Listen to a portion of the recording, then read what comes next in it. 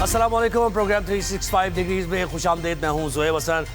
وزیر اعظم نے کل مذاکرات کی دعوت دی, پیشکش کی اپوزیشن کو, پاکستان تحریک انصاف کو. اب اس کے بعد تحریک انصاف کا تو ابھی کوئی موقف اس طریقے سے آیا نہیں ہے. مختلف رہنما الگ الگ باتیں کر رہے ہیں, لیکن نیشنل ڈائیلاگ کمیٹی جو ایکس پی ٹی آئی رہنما تھے, سابق پی ٹی آئی رہنما, انہوں نے اس کو ویلکم بھی کیا. انہوں نے ایک خط لکھا ہے وزیر اعظم کو اور انہوں نے کہا ہے کہ اگر آپ یہ چاہتے ہیں مذاکرات کرنا اپوزیشن کے ساتھ, پی ٹی آئی کے ساتھ, تو پھر آپ ماحول بھی ذرا سازگار بنائیں. اور پاکستان تحریک انصاف کی لیڈرشپ, جس میں انہوں نے مائنس یعنی عمران خان کا ذکر نہیں کیا اس خط میں, انہوں نے کہا کہ شاہ محمود قریشی اور اس کے ساتھ ساتھ یہ ڈاکٹر یاسمین راشد, میاں محمود الرشید اور عمر سرفراز چیمہ, تو ان سب کو رہا کیا جائے, پیرول پر رہائی کو دی جائے, شاہ محمود قریشی کو رہائی دی جائے اور وہ لیڈ کرے اور پھر مذاکرات کو بھی لیڈ کرے, تاکہ وہ اس پوزیشن میں ہوں گے کہ وہ کنونس بھی کر پائیں گے بانی تحریک انصاف کو کہ تھوڑا سا وہ اس طرح کے ہارش اسٹیٹمنٹس نہ دیں. اچھا, 365 پر ابھی صبح میں ہی رائز اینڈ شائن میں ہی بات کی تھی فواد چودھری نے, اور انہوں نے یہ کہا کہ اب دیکھیں مزاحمت کر کے دیکھ لیا ہے پاکستان تحریک انصاف نے, وہ انقلاب لانے کی کوشش وہ کر کے دیکھ چکے ہیں لیکن اس میں ناکام ہو چکے ہیں. دوسری طرف حکومت بھی, یعنی فواد چودھری کہہ رہے ہیں, دوسری طرف حکومت بھی بانی پی ٹی آئی کو مائنس کرنے میں ناکام ہو چکی ہے. یعنی پبلک جو پرسیپشن ہے اس کو پی ٹی آئی کے خلاف بنانے میں حکومت ناکام ہو چکی ہے. تو اس لیے جب دونوں ہار چکے ہیں تو پھر دونوں مل کر بیٹھے اور مذاکرات شروع کریں.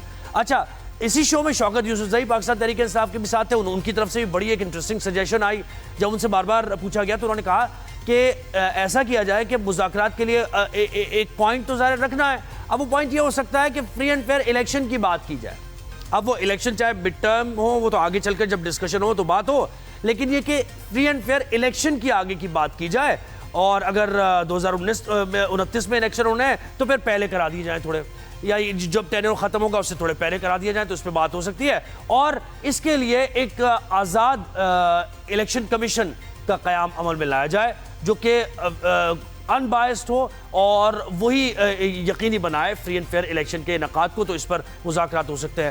تو یہ دونوں کے موقف سامنے آ گئے تھے. اچھا, اسی نیشنل ڈائیلاگ کمیٹی کی جو ہم بات کر رہے ہیں, انہوں نے جو خط لکھا ہے اس میں فواد چودھری بہت زیادہ ایکٹیو ہیں, عمران اسماعیل کے اس پر سگنیچر ہیں اور محمود مولوی صاحب کے سگنیچرز ہیں. تو یہ تینوں لوگ, ان سے متعلق تھوڑا دکھا دیتے ہیں, آپ کو تھوڑا یاد آ جائے گا, ویسے پتہ ہو سب کو ہی ہے کہ 9 مئی کے بعد انہوں نے اپنے آپ کو ڈس ایسوسیٹ کیا. کچھ نے سیاست سے ہی کنارہ کشی اختیار کر لی, کچھ نے بانی پی ٹی آئی عمران خان سے ہی اپنے راستے جدا کر لیے, کچھ نے کہا کہ میں بریک لینا چاہتا ہوں. فواد چودھری کی ذرا دکھائیے اگر آپ کے پاس ہے.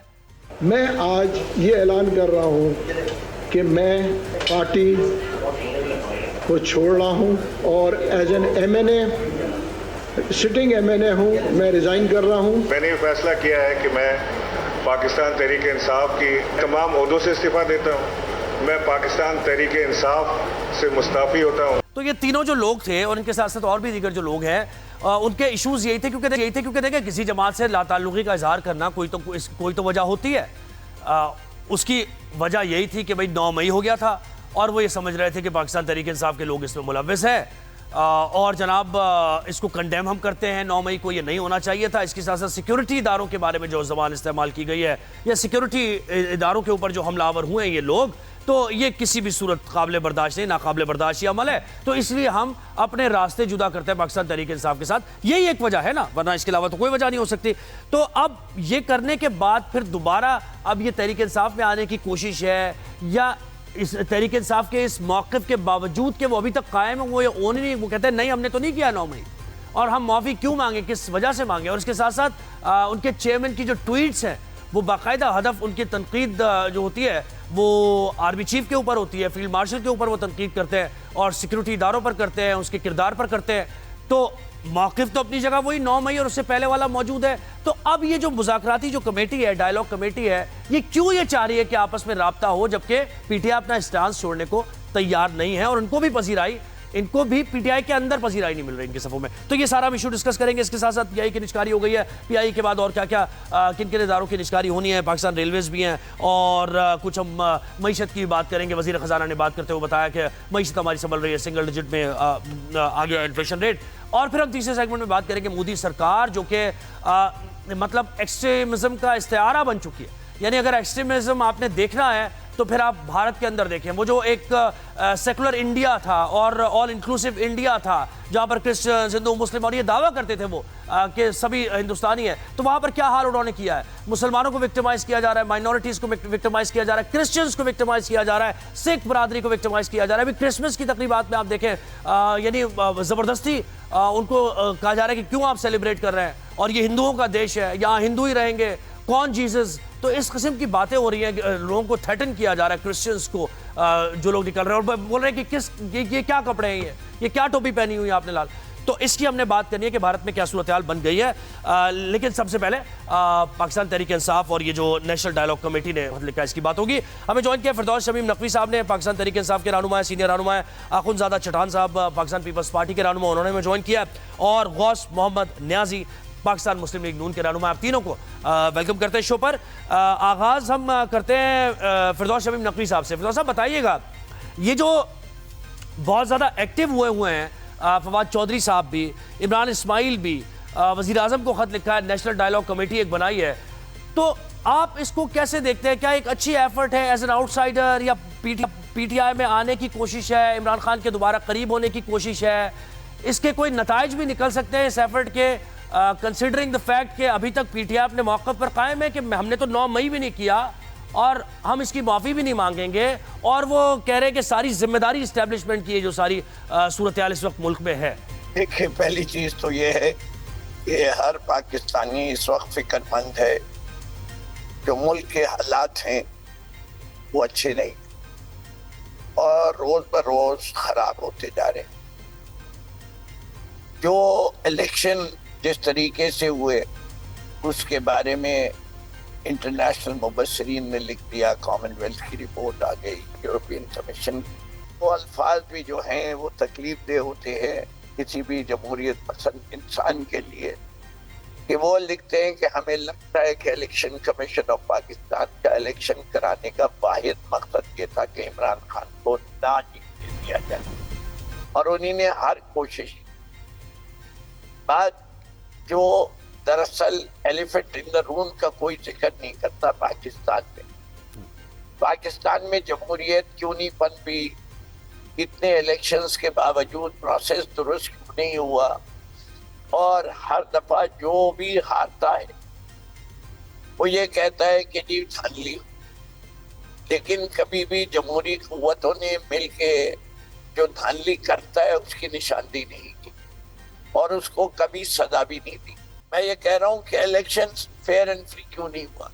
उससे पहले 8 ईयर्स बैठ गया जो सिस्टम, 6 मरतबा ट्राई किया गया, कभी नहीं बैठा भी था तो इलेक्शन वाले दिन बैठ गया। हर इलेक्शन के अंदर आप सर, मुझे वो ठीक है, आप सही कह रहे हैं। नहीं सर, मुझे थोड़ा मुख्तसर रखते हैं, मुझे बताएं वजीर आजम ने दावत दी है, आप ये समझते हैं उनका इख्तियार है वजीर आजम का, अगर आप उनके साथ बैठेंगे तो कोई नतीजा खेज हो पाएगी, कोई चीज़, कोई मुतालबात माने जाएंगे, या फिर ये जो एक तजवीज़ रखी है नेशनल डायलॉग कमेटी ने कि शाह महमूद कुरैशी को पैरोल पर रिहाई दे दें, दीगर जो रहनुमा है उनको भी रिहाई दे दें, बानी पीटीआई का नाम उन्होंने नहीं लिया, क्या इससे मामला हल हो जाएगा? सड़कों पे आके खून बहा के जानों का नजराना दे के उसके बावजूद भी डायलॉग ही होगा, और पीटीआई के वर्कर्स, पीटीआई की लीडरशिप के नजराना देने को तैयार है। ये पहले भी गलत फहमी रही कि हमारी मकबूलियत कम हो जाएगी अगर नाम नहीं होगा, तस्वीर नहीं होगी, निशान नहीं होगा। वो 8 फरवरी को सारी दुनिया ने देखी। ये भी जो मफरूज़े पे काम कर रहे हैं कि पीटीआई के पास अब स्ट्रीट पावर नहीं रही, वक्त आने पे इसको भी गलत साबित कर देंगे इंशाअल्लाह। अल्लाह की मदद साथ रहेगी हमारे। तो मैं समझता हूँ फैसला डायलॉग पे होगा, लेकिन डायलॉग पाकिस्तान की खातिर पीटीआई करेगी। इमरान खान की रिहाई के लिए नहीं करना चाहते। इमरान खान एक असूल पे खड़ा है और वो असूल पे पीटीआई भी खड़ी हुई है कि Pakistan needs a new social contract. ये माना जाए कि इस मुल्क में जमहूरियत नहीं है, there is no democracy in the country। कैसे वो बैठे, डेमोक्रेसी नहीं है, वो कैसे बैठे? वो नहीं मानते इस बात को, नहीं वो नहीं मानते इस बात को, कहते हैं हमारा मैंडेट है, आप क्यों ये कह रहे हैं? गौस साहब जी हमारे साथ हैं, فردوس صاحب ہمارے ساتھ رہیے. غوث صاحب آپ بتائیے گا, وہ یہ کہہ رہے بھائی یہ ماننا پڑے گا کہ اس ملک میں جمہوریت نہیں ہے, اس ملک میں مینڈیٹ چرایا گیا ہے, اور وزیر اعظم یہ کہیں گے کہ آ جاؤ اب ہم بات کر لیتے ہیں, ہم نے مینڈیٹ چرایا ہے, ہم غیر جمہوری لوگ ہیں اور ہم تمہارا مینڈیٹ واپس کرتے ہیں, کیا میکینزم ہوگا اس کا بتائیں ہمیں, ہم آپ کا جلدی سے مینڈیٹ, اس طرح ہوگا کیا, یا کیسے مذاکرات ہوں گے؟ اور یہ جو چھوڑنے کی یہ تجویز جو آئی ہے ذرا مجھے اس پر بھی بتائیے گا. یہ قابل عمل تجویز ہے کہ شاہ محمود قریشی کو رہائی مل جائے تاکہ کوئی لیڈ تو کرے پی ٹی آئی کو؟ اس وقت قیادت کا فقدان ہے کہ بات کس سے کی جائے, کوئی ہے ہی نہیں اتنے بڑے اسٹیچر کا لیڈر, تو شاہ محمود ہوں گے تو ذرا یہ خلا پر ہوگا. جی آپ کا بالکل صحیح ہے. پہلی بات تو یہ ہے کہ جی عمران اسماعیل صاحب اور چودھری فواد کے پاس کیا مینڈیٹ ہے, ان کو تو پارٹی میں حال میں ایکسیپٹ نہیں کرتی کہ پی ٹی آئی سے ان کا تعلق ہے, تو ان کے درمیان میڈیٹر کا کوئی مجھے سمجھ نہیں آ رہی کہ یہ کیا رول ادا کریں گے, کہ ان کے پاس کیا مینڈیٹ ہوگا. یہ خود پارٹی سے نکالے گئے ہیں یا نکلے ہوئے ہیں. تو دیکھو ابھی نقوی صاحب کہہ رہے ہیں کہ جی ڈیلاگ آخر میں ڈیلاگ ہوگا, تو بالکل ڈیلاگ کی تو ہم کئی دفعہ آپ کو پیشکش کر چکے ہیں, لیکن ایسی باتیں جیسے کرتے ہیں کہ نیا الیکشن بھی, یوسف صحیح کا بیان سنا رہے تھے کہ وہ کہتے ہیں کہ نیا الیکشن ہونا چاہیے, ٹھیک ہے جی, خان صاحب کی رہائی ہونی چاہیے, سب کچھ ہونا چاہیے. اب یہ ملک میں ہر وقت الیکشن ٹھیک ہے نا, 18 کا الیکشن تھا وہ تو آپ کو منظور تھا کیونکہ اس میں آپ وزیر اعظم بن گئے تھے, کے پی کے میں حکومت بن گئی تھی. اب اس الیکشن میں اگر عمران خان وزیر اعظم نہیں بن سکے تو وہ کہتے ہیں ایسا الیکشن کراؤ. دیکھو الیکشن بھی ایک جو سپوز ہم کرا لیتے ہیں الیکشن, تو کیا الیکشن کی یہ رزلٹ تسلیم کریں گے, اس کی کوئی گارنٹی دے گا؟ یہ تو ہے نا, نہیں جو جیتے گا وہ تسلیم کرے گا, جو ہارے گا وہ اس کے دادی ہوئی ہے. نہیں مجھے بتائیے اس تجویز میں آپ کو کیا لگتا ہے, یہ جو انہوں نے خط لکھا ہے, انہوں نے بانی پی ٹی آئی کی بات نہیں کی, عمران خان کی بات نہیں کی, کہہ یہ رہے کہ عمران خان کو وہ بالکل بھی ہم مائنس نہیں کر سکتے ہیں اور عمران خان کا ہی ووٹ ہے, لیکن اس خط میں کہیں ذکر نہیں ہے شاہ محمود قریشی کی پیرول پر رہائی کا ذکر ہے. یہ دیکھو ان کی طرف سے نہیں ہے, یہ پی ٹی آئی کی طرف سے نہیں ہے. یہ تو وہی جو میں نے بتایا کہ جو دو تین بندے ہیں جو پارٹی سے نکلے ہوئے ہیں, تو وہ ایک تجویز پیش کر رہے ہیں, تو ان کا تو پارٹی سے تعلق ہی کوئی نہیں, ان کو پی ٹی آئی آن ہی نہیں کرتی, تو وہ شاہ محمود قریشی کی پیش وہ کیسے کر سکتے ہیں؟ ایسے اپنے آپ کو رکھنے کے لیے کوئی ایسا شوشہ چھوڑ رہے ہیں, یعنی وہ آپ نے کنسیڈر ہی نہیں کرنا, ان کی بات کی جائے اس کو کنسیڈر ہی نہیں کرنا. عمران خان یا کوئی پارٹی سے کوئی بندہ نہیں, لیکن یہ جو فردوس صاحب کہہ رہے ہیں کہ بھئی اس ملک میں جمہوریت نہیں ہے, وہ فردوس صاحب جو کہہ رہے ہیں کہ بھئی اس ملک میں جمہوریت نہیں ہے, رول آف لا اس ملک میں نہیں ہے, ہمارا مینڈیٹ چرایا گیا ہے, تو پہلے ساری چیزیں ریورس کی جائیں, تو یہ کیسے ہوگا؟ آپ تو اس کو تسلیم ہی نہیں کرتے, آپ کیسے اس بات میں آگے بڑھیں گے؟ بس ریورس کے بعد یہ ہے کہ نیا الیکشن کرایا جائے, اور تو ریورس ہو نہیں سکتا, ٹھیک ہے نا جی. ان کے پاس اس کے باوجود اکثریت تھی اسمبلی میں, تو کیوں نہیں وزیر اعظم بنے؟ وزیر اعظم تو نہیں بنے. P T I Peoples Party کو ساتھ ملا کے چلو ہمارے ساتھ تو ان کی بنتی نہیں, دشمنی ہے ہمارے ساتھ, ہمیں جو وہ کہتے ہیں کہ جیسے بہت بڑی دشمنی ہے, تو ہمیں تو پتہ کیا کیا کہتے ہیں, تو پیپلز پارٹی کے ساتھ مل کے حکومت بنا لیتے ہیں. تھا مینڈیٹ بھی تھا, لیکن انہوں نے اس کی کوئی پرواہ نہیں کی اور کہا کہ نہیں ہم اپوزیشن میں بیٹھیں گے. اب اپوزیشن میں بیٹھے ہیں تو کیا مطلب, وجہ کی بات یہ ہے کہ قومی اسمبلی اور سینٹ میں اپنی پارٹی میں کتنے بندے کو ٹرسٹ نہیں کر رہے. 120 کی ممبران ہیں یا 100 کے قریب. نہیں وہ تو آپ بنا ہی نہیں رہے, اپوزیشن لیڈر آپ بنا ہی نہیں رہے ان کا. وہ کہہ رہے ہیں بھائی خدا کے واسطے ہم نے اس کو کر دیا ہے, اپوزیشن لیڈر بناؤ, لیکن آپ نہیں کر رہے. مجھے آپ بتائیے گا خنزادہ صاحب کہ کیا یہ سیاسی مفاہمت اور یہ جو مذاکراتی عمل ہے کوئی آگے بڑھ پائے گا؟ کوئی چانسز, مطلب پوائنٹ سم تھنگ چانسز کوئی اس کے ہیں کہ ایسا ہو پائے گا اس ملک میں, یا وہی کانفرنٹیشن کی صورتحال آگے مزید بڑھتی ہوئی دیکھ رہے ہیں آپ؟ اعوذ باللہ من الشیطان الرجیم, بسم اللہ الرحمن الرحیم. دیکھیے جو ہونے کو تو سب کچھ ہو سکتا ہے, یہ کوئی پہلی بار نہیں ہے کہ پاکستان کے سیاستدان اکٹھے ہو جائیں گے. آپ کو یاد ہوگا کہ 2008 میں ہم نے 18ویں ترمیم کیا, ہم نے صوبائی خود مختاری دی, اور یہ ساری سیاستدان مل کے اور انہوں نے یہ آئینی ترامیم کی, صوبائی خود مختاری دی. تو یہ ہم نے پہلے بھی کیا ہے, لیکن مذاکرات ابھی مجھے اس کا کوئی امکان نظر نہیں آ رہا ہے. مذاکرات تب ہو سکتے ہیں کہ مذاکرات ایشو بیس پہ مذاکرات ہوں. اگر مشروط مذاکرات ہو تو میں نہیں سمجھتا ہوں کہ مشروط مذاکرات ہو سکتے ہیں, لیکن پی ٹی آئی کا مسئلہ یہ ہے کہ وہ ایشوز پہ مذاکرات نہیں کرنا چاہتے ہیں, وہ اپنی شخصی مسائل پہ مذاکرات کرنا چاہتے ہیں. وہ کہتے ہیں ہمارے 9 مئی کی ہمارے جو 9 مئی والے کیسز ہیں ان کو ختم کر دے, وہ کہتے ہیں کہ عمران خان صاحب کو رہا کرے، شاہ محمود قریشی صاحب کو رہا کرے، یہ ہماری یہ مقدمات ختم کرے، وہ مقدمات ختم کرے. تو ایسے میں تو مذاکرات نہیں ہو سکتے ہیں. چند چیزیں ایسے ہیں کہ اس پہ ہم اگر چاہے تو مذاکرات کر سکتے ہیں ایک دوسرے کے ساتھ.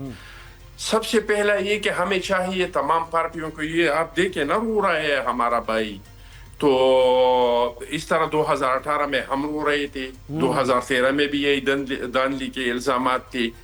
تو اس پہ مذاکرات کرنا چاہیے کہ آنے والے الیکشن کو ہم کیسی یقینی بنائے کہ صاف شفاف ہو، جو جیتے وہ بھی تسلیم کرے، جو ہارے وہ بھی تسلیم کرے. یعنی مڈ ٹرم وغیرہ بھول جائیں، یعنی مڈ ٹرم وغیرہ بھول جائیں، مینڈیٹ کی واپسی ابھی بھول جائیں، آنے والے الیکشن پر بات ہو سکتی ہے. مذاکرات یہیں سے، اسی پوائنٹ سے شروع ہو سکتے ہیں. صحیح ہے؟ دیکھیں وہ تو آپ کو بھی پتہ ہے کہ پاسبل نہیں ہے. کون اپنا حکومت کسی کے لیے چھوڑ دے گا؟ مجھے آپ بتائیں. دوسرا، اس پہ مذاکرات ہو سکتے ہیں کہ ہم رو رہے تھے کہ ہمارے خلاف انتقامی کارروائی ہو رہی ہے، اب یہ رو رہے ہیں کہ ہمارے خلاف انتقامی کارروائی ہو رہی ہے. کہ ہم ساری سیاستدان مل کے ایک اس طرح کا ادارہ بنائے جو جج، جرنیل، جرنلسٹ ہر ایک کا احتساب کرے. کسی نے کوئی جرم کیا ہے بچ نہ سکے، اگر کسی نے کوئی جرم نہیں کیا ہے تو اس پہ ہاتھ نہیں ڈال سکے. وہ ادارہ کسی کو پکڑے تو کوئی یہ نہ سمجھے کہ ان کے خلاف انتقامی کارروائی ہو رہی ہے. تیسرا یہ کہ ہم بیٹھ کے اور سیاست میں مداخلت کو راستہ روک لے کہ ہم کیا اقدامات کریں کہ آئندہ کے لیے سیاست میں مداخلت نہیں ہو. لیکن اس ایشوز پہ پی ٹی آئی بیٹھنے کو تیار نہیں ہے. پی ٹی آئی مشروط مذاکرات چاہتے ہیں، اور میں نہیں سمجھتا ہوں کہ مشروط مذاکرات ہو سکتے ہیں، یا یہ حکومت کے بس کی بات ہے کہ ان کو انارو دے دی، ان کے کیسز ختم کرے، ان کے مقدمات ختم کرے، ان کو جیلوں سے رہائی دلوائی. یہ نہ حکومت کا مینڈیٹ ہے، نہ حکومت یہ کر سکتے ہیں.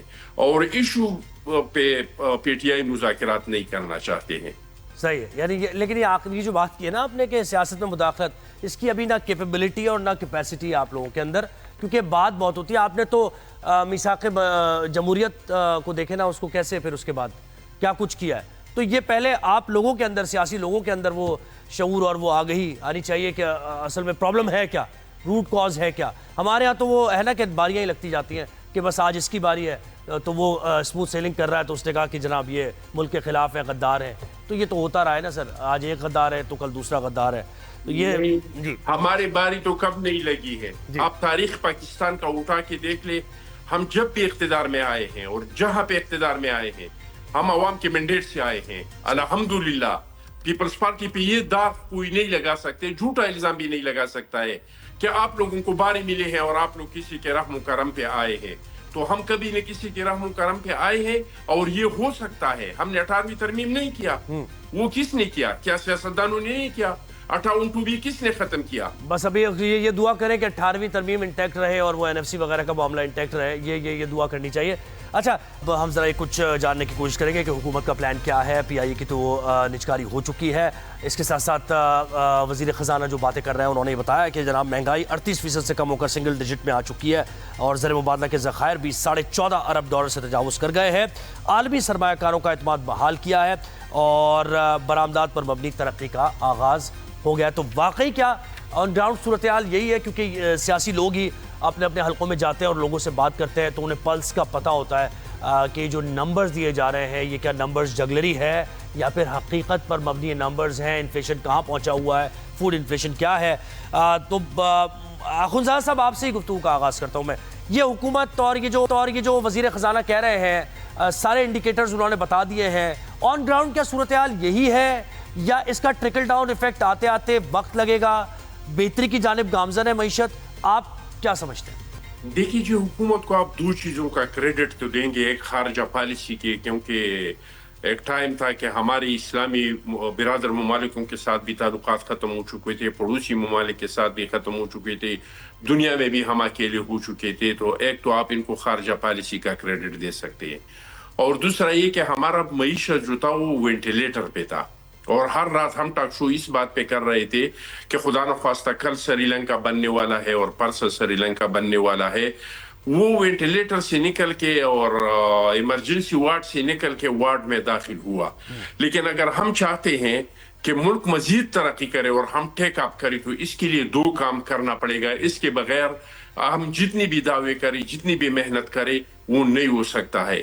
وہ دو کام, ایک یہ کہ ہم نے اس ملک میں امن و امان لانا پڑے گا. جو انٹرنل ہمارے امن و امان کی صورتحال ہے وہ کسی سے پوشیدہ نہیں ہے کہ ہر روز ہمارے سویلین, ہمارے فورسز کے نوجوان, ہمارے پولیس کے نوجوان شہادت دے رہے ہیں, اور بعض علاقے ایسے ہیں کہ جس پہ ریٹ آف دی گورنمنٹ ختم ہو چکا ہے. تو اور بدقسمتی سے ان علاقوں میں حالات خراب ہے جہاں پہ آپ کے منرل ہے, جہاں پہ آپ کے مائنز ہے, جہاں پہ گیس پیدا ہوتا ہے, جہاں پہ پیٹرول پیدا ہوتے ہیں, جو اس ملک کو بوسٹ دے سکتا ہے اور ملک کے اکانومی کو اوپر اٹھا سکتا ہے. تو ایک امن و امان کا صورتحال بہتر بنانا پڑے گا. دوسرا یہ کہ سیاسی استحکام لانا پڑے گا. اگر ہم یہ دو کام کر سکے, اس میں کامیاب ہو سکے کہ ایک ہم نے امن و امان کو قائم کیا, ریٹ آف دی گورنمنٹ ہر جگہ پہ بحال کر دیا, دن رات میں موومنٹ جو ہے وہ ہم نے یقینی بنایا, اور خصوصی طور پہ ان علاقوں میں جہاں پہ منرل ہے, مائنز ہے.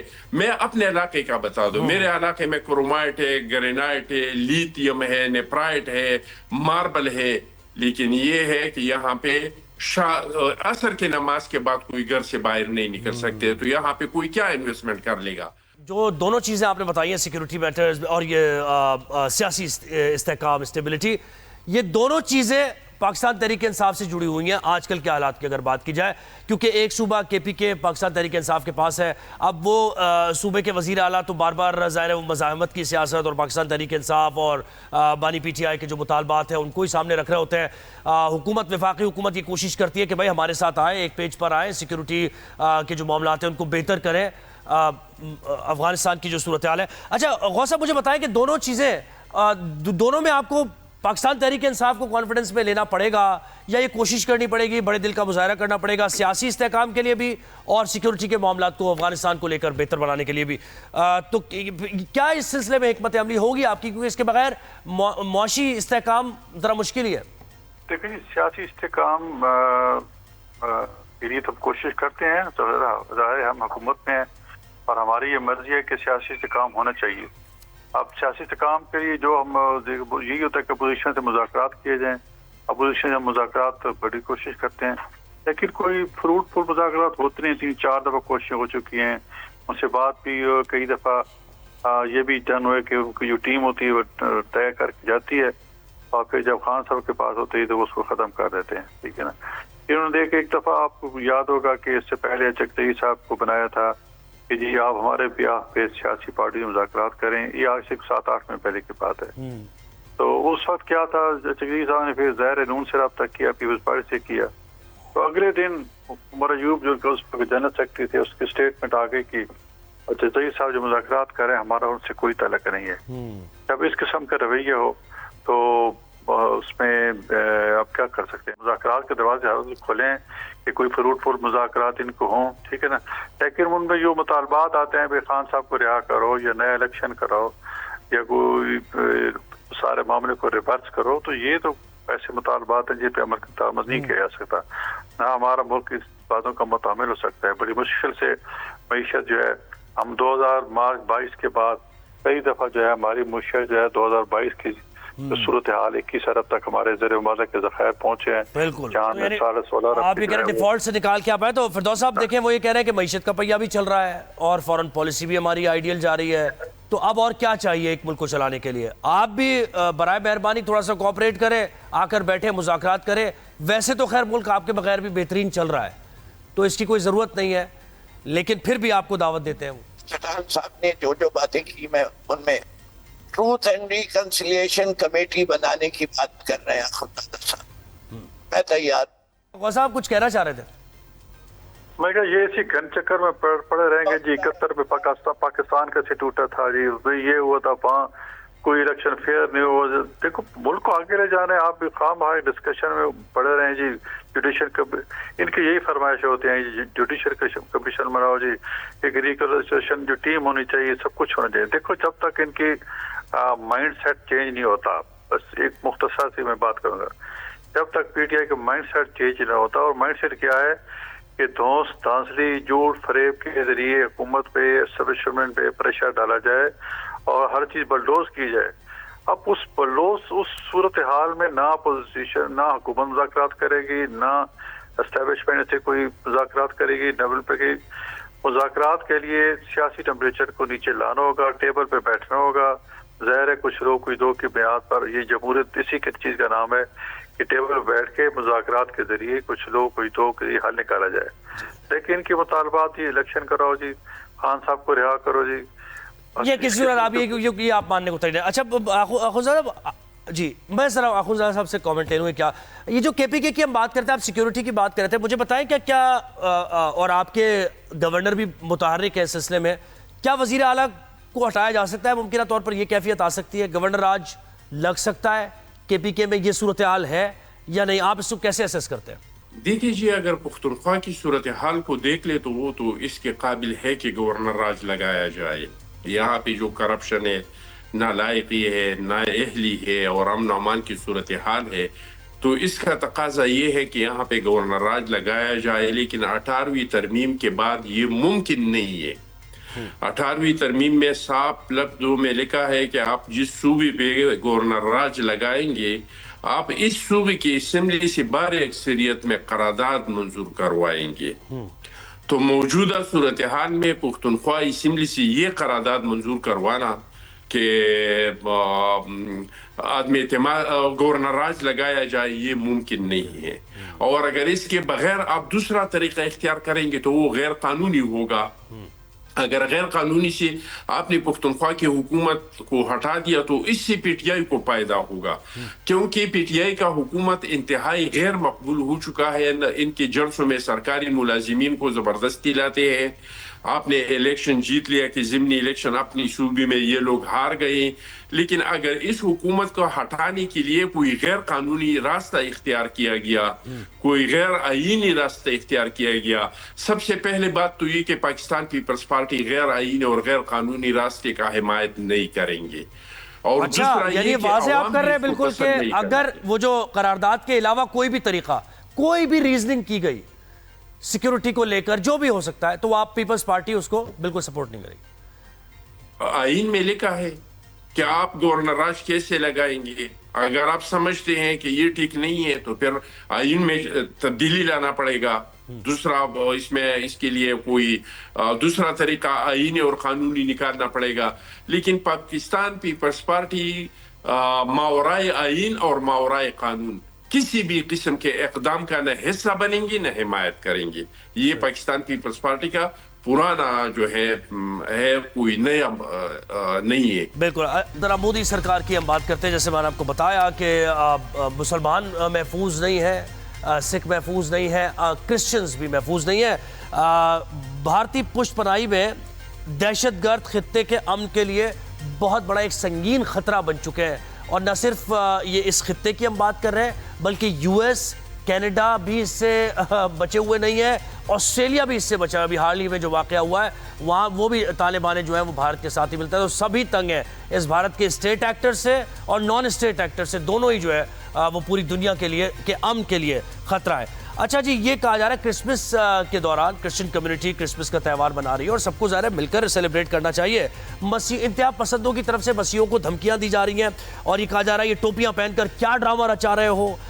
اس کے ساتھ ساتھ گرجا گھروں پر بھی دھاوا بولا گیا ہے، دھمکیاں دی گئی ہیں. نئی دلی اور مدھیہ پردیش میں کرسمس کی تقریبات جو ہے وہ متاثر بھی ہو رہی ہیں. تو اس دہشت گردی پر مبنی رویے، اس ایکسٹریمسٹ رویے کی ہم ذرا بات کرتے ہیں. اخونزادہ صاحب مجھے بتائیں کہ ٹھیک ہے مودی حکومت سے پہلے بھی بھارت کے عزائم کوئی پاکستان کے لیے ڈھکے چھپے نہیں تھے، لیکن قدرے بہتر تھا معاملہ. مودی نے تو آ کر بھارت کے لیے جتنا نقصان دہ مودی ہے اتنا کسی اور کے لیے کیا ہوگا. یعنی وہاں پر کرسچن سیف نہیں، مسلمان سیف نہیں، اور اس کے ساتھ ساتھ سکھ برادری بھی سیف نہیں ہے، اور اب یہ ہو رہا ہے وہاں پر. دیکھیے جی، ظاہری بات ہے کہ وہاں پہ ایک دہشت گرد وزیر اعظم ہے جس کو گجرات کا قصائی کہتے ہیں، اور ان کا سوچ وہی ہندوتوا کا سوچ ہے اور اکھنڈ بھارت کا سوچ رکھنے والا بندہ وہاں پہ ہے. میں بہت افسوس سے یہ کہنا چاہتا ہوں اور بہت یعنی مجھے کوئی خوشی نہیں ہے، کیونکہ بھارت ہمارا دشمن صحیح لیکن ہمارا پڑوسی ہے. آپ کے پڑوس میں اگر کچھ ہو جاتے ہیں تو اس کے اثرات آپ پہ پڑ جاتے ہیں. لیکن میں نے بہت افسوس سے کہنا پڑتا ہے کہ انڈیا کا ٹائم پورا ہو چکا ہے. انڈیا جو ہے وہ ٹکڑوں میں تقسیم ہونے والا ہے. آپ خود اندازہ لگائے, ہم نے پاکستان بنایا تھا, تمام مسلمانوں نے کہ پاکستان کا مطلب کیا, لا الہ الا اللہ محمد رسول اللہ ہوں. یہاں پہ اکثریت مسلمانوں کا ہے, ہم سارے مسلمان ہیں. آپ یہاں پہ دیکھ لیں کتنے نفرتیں ہیں لوگوں میں. تو انڈیا کا تو آپ اندازہ لگائے کہ وہاں پہ کتنے قومیں ہیں, وہاں پہ کتنے مذہبی ہیں, وہاں پہ کتنے تہوار ہیں, وہاں پہ کتنے یعنی بہت سارے ہیں. اور اس کو مضبوط رکھا تھا ایک چیز نے جس کا نام تھا سیکولرزم. اس میں کوئی فرق یعنی کوئی شک شبے والی بات نہیں ہے کہ مودی سے پہلے انڈیا جو تھا وہ ایک سیکولر ملک تھا. لیکن یہ مودی کا سرکار جب سے بنا ہے اور انہوں نے انڈیا میں جتنے نفرتیں, جتنا نفاق, جتنا توڑ ڈال دیا ہے, مجھے افسوس سے کہنا پڑتا ہے کہ ممکن ہی نہیں ہے کہ انڈیا اور متحد رہے. انڈیا, میں سمجھتا ہوں کہ انڈیا کا وقت آ چکا ہے کہ انڈیا ٹکڑوں میں تقسیم ہو جائے. وہاں پہ مختلف صوبوں میں جس طرح کے علیحدگی کی تنظیمیں چل رہی ہیں, آپ کشمیر کی طرف دیکھ لیں, آپ جو ہے لداخ کی طرف دیکھ لیں, آپ اتر پردیش کی طرف دیکھ لیں, آپ پنجاب کی طرف دیکھ لیں, یعنی مختلف بالکل ایسے ہی ہے. ہر طرف ایک انریسٹ ہے, بالکل ہر طرف انریسٹ ہے, بالکل صحیح کہہ رہے ہیں آپ. اور وہ دہشت گردی, اور ساتھ میں یہ ہوا کہ نہ صرف یہ کہ اندر سے وہ کمزور ہو رہے ہیں, انڈیا کا پڑوس میں کوئی دوست ممالک نہیں ہے. غوث صاحب آپ بھی مجھے بتائیں کہ یہ جو رویے ہیں ہم دکھا بھی رہے ہیں, کرسمس کی تقریبات کے دوران ان کو باقاعدہ تھریٹن کیا جا رہا ہے کہ ہندوؤں کا دیش ہے. یہ دیکھیں کسی انڈیویجول کا رویہ نہیں ہو سکتا. یہ رویے تبھی آتے ہیں, اتنی ہمت تبھی آتی ہے کہ جب آپ کو پتا ہوتا ہے کہ آپ کی حکومت جو ہے نا اس کے پیچھے کھڑی ہوئی ہے ہمارے, اور ہم کچھ بھی کریں گے ہمیں پوچھا نہیں جائے گا. ایسا ہی ہے نا سر؟ اس کے بغیر تو یہ اس طرح کے رویے بالکل بھی جی بالکل, کیونکہ اکھنڈ بھارت کا جو سارا بھارت کے مودی صاحب لگاتے ہیں یہ اسی کے شاخسانہ ہے, اور اپنے جو پارٹی ہے اس کو پش اپ کرتے ہیں, ورنہ ایسا جتھے کے جتھے نکلتے ہیں. آپ دیکھو مسلمان تو ہم پہلے سے کب سے گلہ کر رہے ہیں کہ ہمارے ساتھ زیادتی ہوتی ہے, حالانکہ ہماری تعداد وہاں 30-40 کروڑ سے بھی تجاوز کر چکی ہے. اس کے باوجود مسلمانوں کو جو ایک دیوار سے لگایا جاتا ہے, ان کے کاروبار تباہ کیے جاتے ہیں, ان کے گھروں پہ ان کے بچوں کو ہراساں کیا جاتا ہے. آپ کرسچن کمیونٹی کو یہ دیکھو نا, یہ ہمارے پہ الزام تھا کہ پاکستان میں جو ہے اقلیتیں جو ہے خطرے میں ہیں, ہمیں انڈیا یہ جو بھاشن دیتا تھا. لیکن آج انڈیا میں کیا ہو رہا ہے؟ انڈیا میں یہی ہو رہا ہے کہ جو کرسمس اور گرجا گھروں پہ حملے کیے جا رہے ہیں, ان کو دھمکیاں دی جا رہی ہیں. تو دیکھو پاکستان میں تو کتنا, آپ صرف گلبرگ لاہور میں دیکھ لیں, پورے ایک چوک جو ہے سجایا گیا ہے اس کے کرسمس کی تیاری کے سلسلے میں. اتنی بڑا ایونٹ کبھی پاکستان میں نہیں ہوا.